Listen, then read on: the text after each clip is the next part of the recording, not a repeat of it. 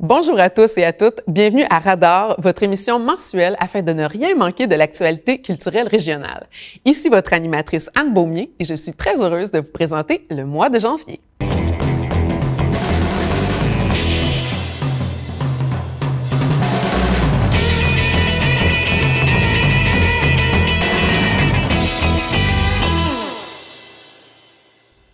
Tout d'abord, dans les nouvelles expositions, la Galerie d'art du Cégep de Victoriaville reçoit une exposition de Julie Denoncourt du 8 janvier au 2 février 2024. Sur place, les visiteurs pourront découvrir le travail de l'artiste qui se veut une représentation de son éclosion artistique. L'humain sera mis de l'avant par des portraits dans lesquels l'émotion est au centre du travail. De son côté, Atoll Art Actuel reçoit du 12 janvier au 24 février l'exposition Comme chez moi de Morgane Clément-Gagnon. L'artiste sera en résidence de recherche-création, explorant avec humour les pratiques de l'autoportrait en alliant photographie et performance. C'est donc à partir d'une collaboration avec la communauté qu'elle souhaite créer une série d'autoportraits. Ceux-ci interrogeront la manière dont nous entrons en relation à l'ère du numérique, mais aussi de la façon dont le regard teinte nos perceptions de nous-mêmes. Le Musée Laurier présente depuis le 13 décembre une toute nouvelle exposition, Embarquement immédiat, qui invite à voyager dans l'univers magique des trains. Petits et grands pourront découvrir l'impressionnante collection de trains miniatures de Yves-André Beaulieu. Le tout est accompagné d'objets sur le même thème provenant du musée, des archives de la ville de Victoriaville ou encore prêtés par ExpoRail. Une occasion d'approfondir l'histoire du train, qui était un transport bien populaire à l'ère de Wilfrid Laurier. Une exposition à voir jusqu'au 10 mars. D'ailleurs, le musée prolonge leur autre exposition à l'Hôtel des Postes, Mémoire d'autrefois, Alfred Laliberté, jusqu'en juin 2024. Et sinon, c'est encore le temps d'aller admirer les photos urbaines de Martin Proulx sur la rue de la Gare à Victoriaville. La vie urbaine, souvent en noir et blanc, est mise de l'avant dans cette exposition accessible jusqu'au 18 mars 2024. L'exposition Nacourmique de France Paradis est également à l'honneur au réservoir Baudette jusqu'au 15 avril. Ici de son passage dans le Grand Nord, cette expo photo est un hommage envers ceux qui considèrent le territoire comme un lieu sacré et qui possèdent le savoir des grands froids. Plusieurs spectacles permettront de bien commencer la nouvelle année un peu partout sur le territoire. D'ailleurs, Bleu Jeans Bleu sera de passage à l'espace Sophia le 27 janvier prochain avec leur tout nouveau spectacle Top Minou. Place à la relève lors de la finale locale 2024 de Cégep en spectacle qui aura lieu le 8 février au Cégep de Victoriaville. Lors de la même soirée, à Princeville, il y aura un micro-concert à la bibliothèque Madeleine Bélanger avec Richard Gamache. Les amateurs de sport d'hiver et de musique pourront assister à l'après-ski du Mont Glisson le 9 février dès 19h30 au Whisky Pub avec l'autrice, compositrice, interprète Maude Carrier. Un spectacle acoustique chaleureux. Pour connaître les spectacles du Carré 150, la TVCBF vous invite à découvrir leur tribune mensuelle Culture au pied carré. Du côté de Kingsley Falls, Stéphane Dubois nous présente la programmation de la salle Kingsley. On l'écoute à l'instant. Voici la programmation de la salle Kingsley pour le début de l'année 2024. Le 20 janvier, nous aurons un hommage à Cat Stevens. Suivi du 27 janvier, un spectacle tout en country à saveur féminine avec Lipstick Rodeo. «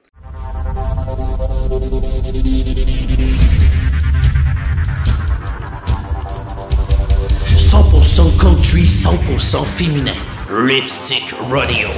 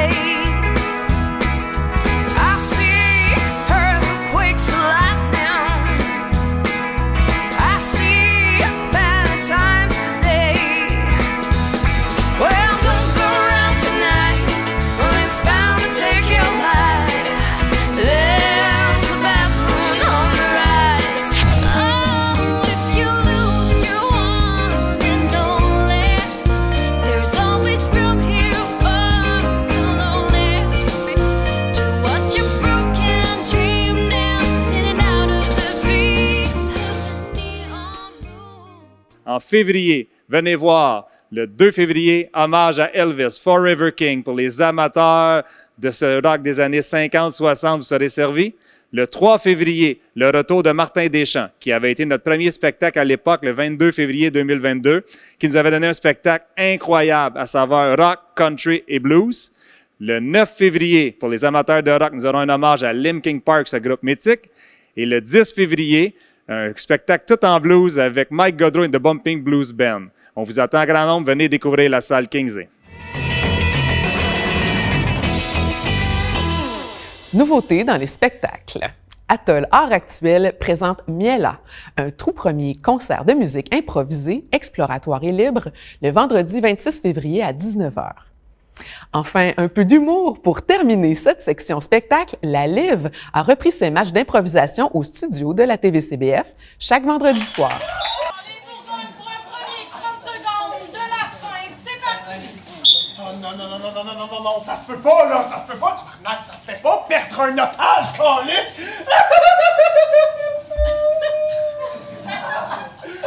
Toi, tu dois savoir où, hein? Tu sais où? Autour du cinéma maintenant. Le Carré 150 recevra sa traditionnelle soirée Les Grands Explorateurs le 6 février prochain avec le film Au pied de l'Himalaya méconnu par Alain Waudet.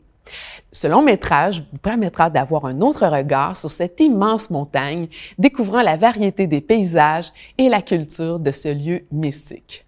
De plus, les amateurs de cinéma seront ravis de découvrir la programmation du Ciné-Club au Carré 150, présentée à l'instant par Martin Morissette. Bonjour, voici les films du Ciné-Club du Carré 150 qui seront présentés aux cinéphiles de la région dans les prochaines semaines. Le 29 janvier, c'est la comédie policière française Mon crime du réalisateur François Ozon qui prendra l'affiche du Ciné-Club.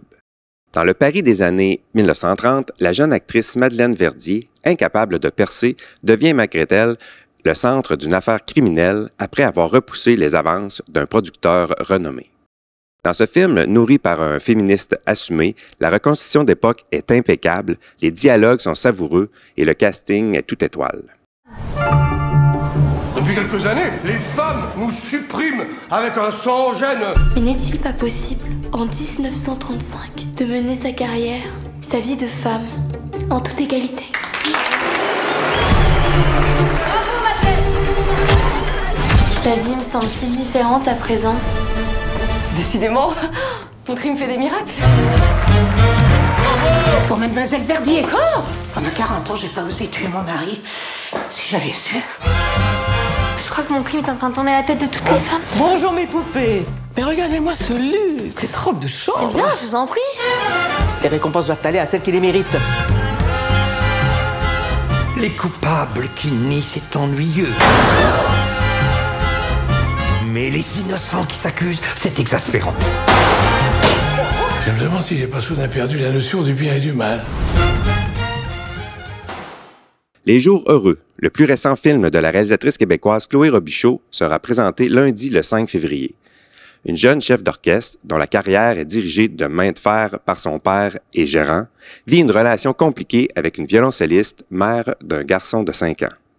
La comédienne Sophie Desmarais incarne cette chef d'orchestre et livre une performance crédible et touchante. Sylvain Marcel, pour sa part, est impressionnant dans le rôle de ce père exigeant et toxique. Ça fait déjà 4 jours que tu n'as pas dormi. Dans ta tête, de la musique résonne, te réveille dans la nuit. Comme si ta peine avait donné naissance à une symphonie. Est-ce là le signe annonciateur d'une prochaine folie? De ce que je vois depuis le début, t'es une excellente élève, une première de classe. J'ai rarement vu quelqu'un maîtriser aussi rapidement sa technique, mais les premiers de classe, ils veulent tellement être parfaits que ça peut être ennuyeux. Mais tu sais, c'était la première fois que je dirigeais la maison symphonique.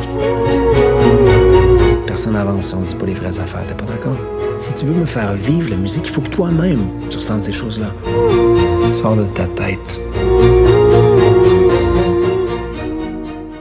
Le documentaire est de retour au Ciné-Club cet hiver. C'est le film Jacques de la réalisatrice Lisandre Leduc-Boudreau qui sera présenté le 12 février prochain. En voyant ce film, vous découvrirez un pionnier des expéditions nordiques québécoises, vivant depuis plus de 40 ans en marge du monde au pied des monts Wapishka. Jacques est un humain singulier et chaleureux, un coureur des bois des temps modernes.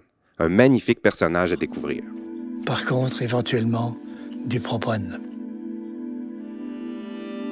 À bientôt, Jacques.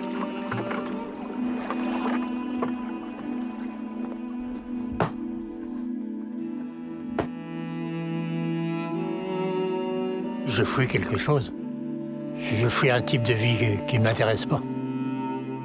Je suis pas un ermite. J'aime le monde. C'était à la fois un guide physique, géographique. Faut être dingue. À moins 20, moins 25, moins 30, t'entraînes un chien, raquette. J'avais 23 ans et j'avais jamais fait ce genre de voyage-là. Machette, vous l'avez? J'ai toujours connu, vraiment actif, t'sais. Quand j'ai reçu sa lettre, je voyais bien que c'était difficile, t'sais. Mon déclin, c'est évident à tout le monde. J'assume.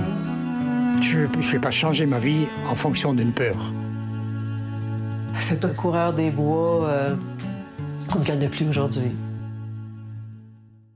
Alors voilà, on espère vous voir nombreux en salle dans les prochaines semaines pour apprécier le cinéma d'auteur d'ici et d'ailleurs. C'est ce qui conclut notre émission pour le mois de janvier. J'espère que vous ressortez avec un paquet de nouvelles idées qui pimenteront votre hiver. C'était Anne Beaumier pour l'émission Radar et je vous invite à ne pas manquer notre prochain épisode pour le mois de février. D'ici là, savourez les beaux événements culturels à venir.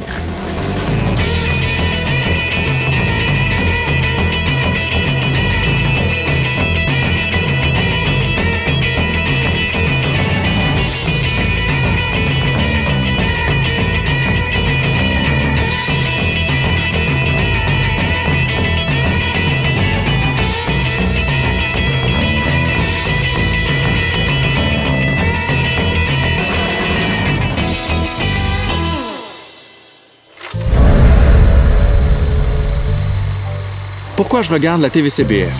Parce qu'on nous parle de la culture et l'identité des Bois-Francs. Par segment de 15 ou 30 minutes. Parce qu'on nous parle de Victo, de Warwick et même Notre-Dame-de-Anne. Et pour les émissions, je peux les regarder en ligne. Au moment qui me convienne le mieux. La TVCBF, c'est une télévision en constante évolution. Pour nous. Pour nous. Pour nous. Pour nous. Et par nous.